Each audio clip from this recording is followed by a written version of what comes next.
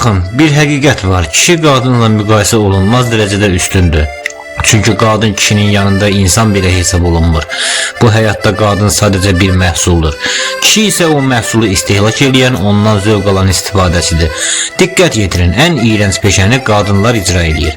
Öz bədənlərini satıb pul qazanırlar. Qadınların içində beləsi çoxdur. Kişilər isə heç vaxt bunu etmir. Kişi həmin xidmətdən, həmin məhsuldan istifadə etdiyi üçün qadından 1000 qat yuxarıdır. Çünki hər zaman alıcı satıcıdan üstündür. Qadın sadəcə kişinin yaşamını davam etdirməsi üçün var olan bir mərhumdur. Kişi isə o mərhumu idarə edən, onu istifadə edən yeganə gücdür.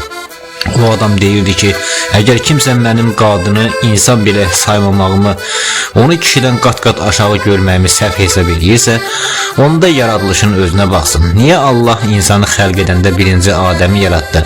Niyə qadınla kişini eyni anda meydana gətirmədi? Çünki qadın sonradan Adəmin qabırğasından yaradıldı. Adəmə, yəni kişiyə istifadə etmək üçün qadın lazım idi. Əgər kişinin ehtiyacı olmasaydı, qadın ümumiyyətlə yaradılmazdı. Qadın kişidən üstün, yaxud onunla eyni səviyyədə deyil. Qadın kişinin ehtiyacı olduğu bir məhsuldur. Vəssalam. Ehtiyac üzündən yaradılan hər bir varlıq, o ehtiyacı hiss edəndən, yəni sahibindən aşağıdır. Baxın, qadın həm fitrətən kişidən zəifdir, onun fiziologiyasına diqqət yetirin. Ölçücə kiçik, quruluşca nazik və incədir. Bu incəlik sadəcə bədəndə deyil. Şübhəsiz ki, qadın beyninin neyronlarına qədər işləyir. Qadının neyronları belə kişinin neyronlarının yanında zəif və kövrəkdir. Bu isə tək bir həqiqətə çıxır. Elmi baxımdan qadın ağıl və dərk etmə məsələsində hər zaman kişidən geridə qalmağa məhkumdur. Təbiətin zəif yaratdığı varlıq kişinin intellektual zirvəsinə heç vaxt ucala bilməz. Bir özünüz düşünün, tarixdəki bütün böyük müharibələri kişilər edib. Ən ağır işləri kişilər görüb. Padşahların qadınlarla dolu hərəmləri olub. Qadınlar həmişə aşağı səviyyədə qalıblar. Və bu kişilər onlara mane olduğu üçün belə deyil. Sadəcə qadın ehtiyac dolduran bir varlıq olduğu üçün belə olub. Əgər desəniz ki, qadının analıq kimi müqəddəs bir işi var, xeyr, uşaq böyütmək müqəddəslik deyil. Əgər bir qadın doğduğu uşağı böyütməsə, tərbiyə etməsə, bu Allahın nəzərində böyük bir günahdır, həm də məsuliyyətdən qaçmaqdır.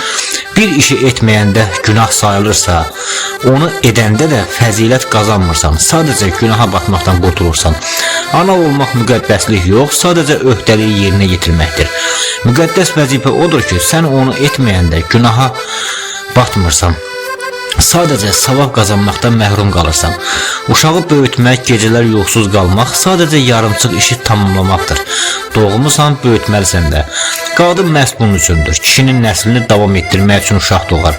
Kişinin gecəsini mehman eləyər. Bir də qız doğar ki, onlar qocalıb əldən düşəndə həmin qızlar gələcəyin kişilər üçün qadın olsunlar.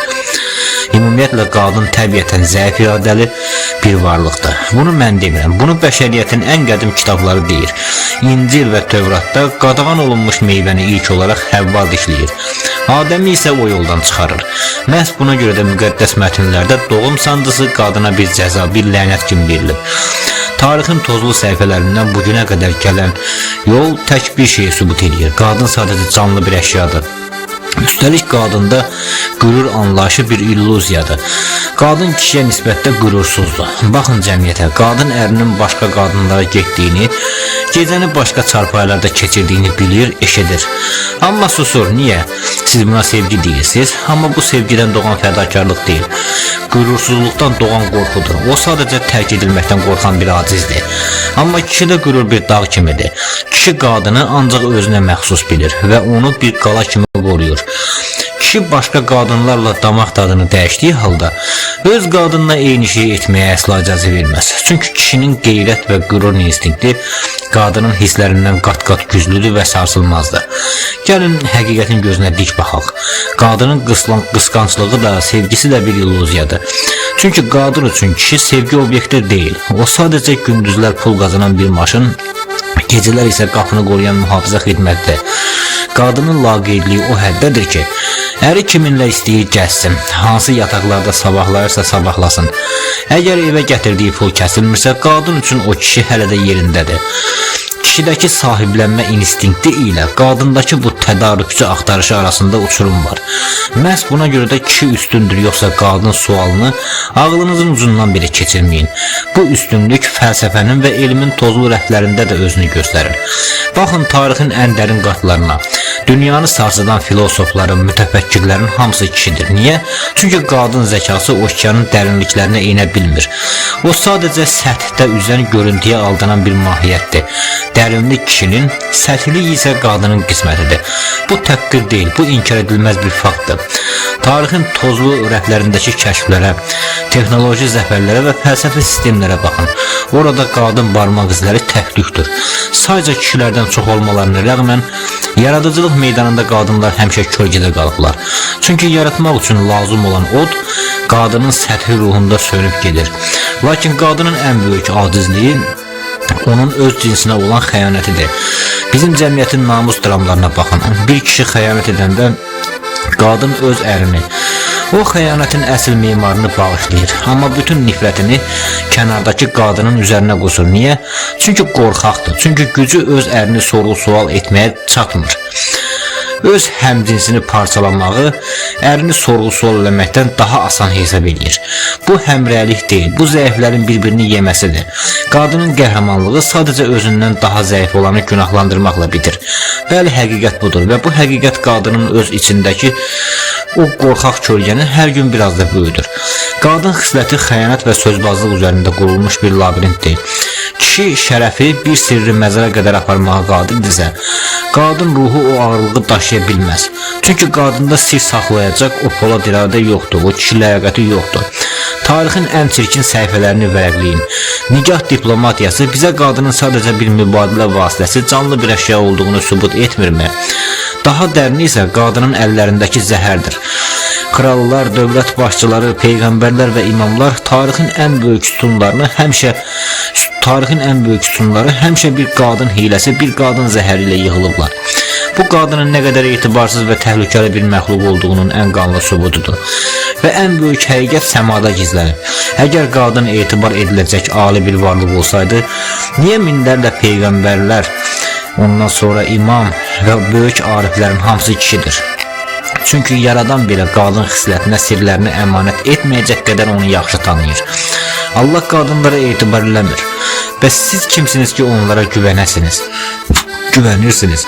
Gəlin təkəbbürümüzü kənara qoyub yaradanın seçiminə baxaq. Allah öz iradəsini yer üzündə bəyan etmək üçün minlərlə peyğəmbər göndərdi. İmamlar və həvarilər seçdi və baxın onların bir nəfəri belə qadın deyil, hamısı kişidir. İndi mən sizdən soruşuram, biz Allah'tan daha çox mu bilirik, ondan daha mı ağıllıyıq, ondan daha uzaq görənmə çıxmışıq? Əgər kainatın sahibi dövlətləri sarsıdan həqiqətlərini, dinin sütunlarını və idarəçilik qanunlarını qadına əmanət etmirsə, biz hansı cəsarətlə siyasəti, dövləti və millətin talihini qadına etibar edirik? Allah qadının mahiyyətini, onun ağlının hüdudlarını və xislətinin məhdudluğunu bildiyi üçün öz qanunlarını kişilər üzərindən bəyan etdi. Qadın idarə etmək üçün deyil, idarə olunmaq üçün yaradılıb. Bu bir həqiqətdir ki, biz ondan qaçmağa çalışdıqca cəmiyyətimiz o məhdud ağlın quyusuna biraz da daha dərinə batır. Mənə qəddar deyirsiniz, məni qadınları aşağılamaqda günahlandırırsınız, yanılırsınız, mən aşağılamıram, mən sadəcə güzgü tuturam. Aşağılamaq kör-köranın nifrət püskürməkdir. Mən isə sizə tarixdən, dindən və sosiologiyadan hörülmüş bir məntiq zənciri təqdim edirəm. Əgər məni susturmaq istəyirsinizsə, söyüşlərinizi yox, argumentlərinizi hazırlayın. Mənim zəncirimin bir həlqəsini qırın, məntiqimi çürüdün, ondan sonra söyün. Amma bunu bacarmayıb sadəcə qışqırırsınızsa, deməli haqlı olduğumu öz axmaqlığınızla möhürləyirsiniz. Hirsiniz acizliyinizin, qışqırığınız isə məntiqsizliyinizin səsidir. Əgər hələ də özünüzü haqlı hesab eləyirsinizsə, gəlin sizə haqq və ədalətin nə olduğunu mən izah edim, bəlkə o zaman varlığınızın həqiqi ölçüsünü dərk edərsiniz.